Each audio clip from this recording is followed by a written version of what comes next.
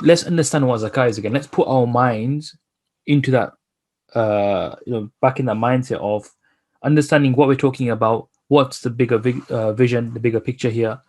Zakah is, although literally it means purification, growth, and blessings, zakah is much more than that, right? Zakah, one of the beautiful things about the commands of Allah is that every command of Allah has so many dimensions to it. It's multidimensional. It really is. And what do I mean by that? Zakah has so many meanings. It has so many benefits. It fulfills so many roles. So if somebody was to say zakah is for poverty alleviation, that's just one function, right? If somebody was to say zakah is there to purify the payer, that's another function. That's another benefit of zakah. But zakah does so many different things, and this is only possible because Allah is Al-Hakim, the wise.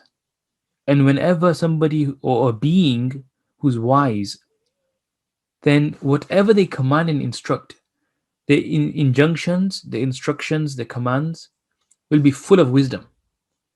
And when it's Allah who is the, you could say, wisdom comes from Allah. Allah is the one who's created and developed wisdom. Wisdom belongs to Allah, right? Then His commands, His instructions are full of wisdom, whereby zakah not only benefits the payer, it benefits the recipient, the society, the economy. So many different benefits. And that we would have touched upon last week. So zakah is a very powerful tool. It's much more than a payment online. And I'll discuss this when we talk about paying zakah, how important it is we understand what we're doing. And it's not an automated thing that we just do annually because we have to do it, right? I just want to touch upon why is it that the question people ask me all the time, why is it that Allah has made zakah obligatory, fasting obligatory, salah obligatory, hajj obligatory? What's the purpose behind the obligations? Why has Allah made them obligatory upon us? Because look, think about it like this. In the world, if there's anything which is obliged upon us or made compulsory upon us, it's generally for the counterparty's benefit, generally speaking. So, for example, tax is a compulsory thing, income tax. When you're earning certain thresholds, you have to stop paying tax. The idea is there to benefit the recipients, is there to benefit the government. It's a source of income for the government, who then allocate that tax and for public benefits and public services. And then the whole nation benefits.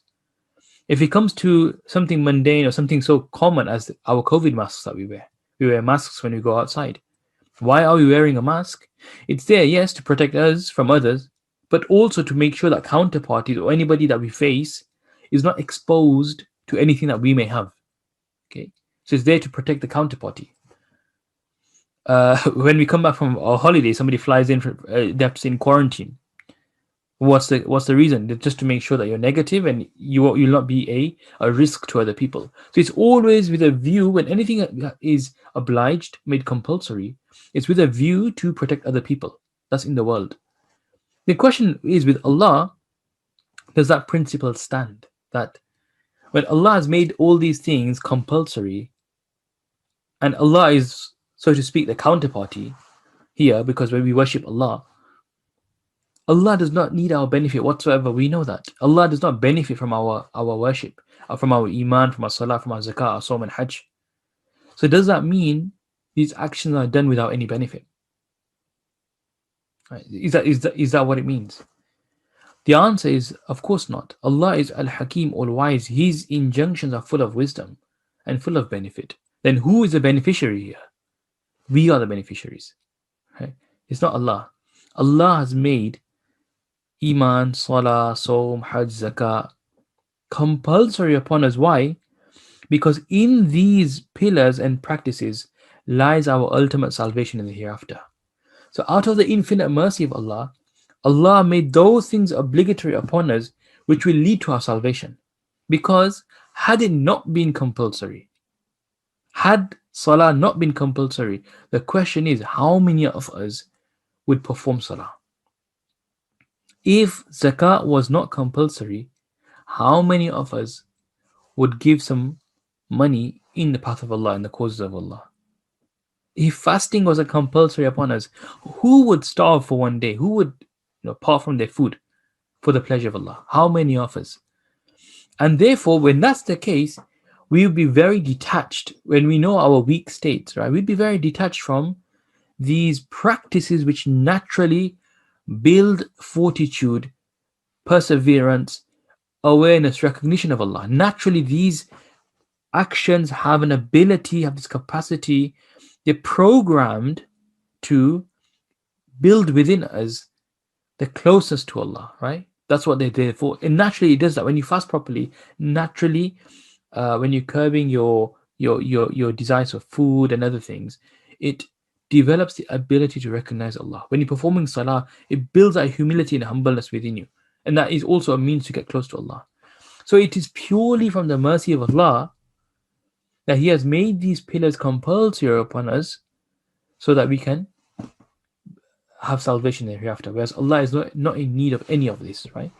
And that's really the whole benefit of zakat, and that's what really zakat as a pillar, it's there ultimately to recognize Allah. Ultimately, yes, everything else is like a byproduct, and it's the mercy of Allah that Allah, as some of you might know, in the previous nations, when they had wealth to give in charity, or they had won spoils of war, that spoils and whatever they would gain would be consumed by fire. Allah would send a fire and be consumed as a sign of acceptance. But in this ummah, in this nation, Allah allows the funds to recycle and to circulate amongst the needy and the poor, and for the benefit of the people. So it's an amazing mercy of Allah. So the paying of zakat plays in multiple roles. It's a means of recognizing Allah, as I mentioned. It purifies your soul from greed and wealth from impurity, it promotes the circulation of wealth, and more importantly, to understand its importance, these pillars, zakah and salah have been mentioned together 28 times in the Quran. Right? That just shows you how central and pivotal these practices are in our faith, and there's much more to it.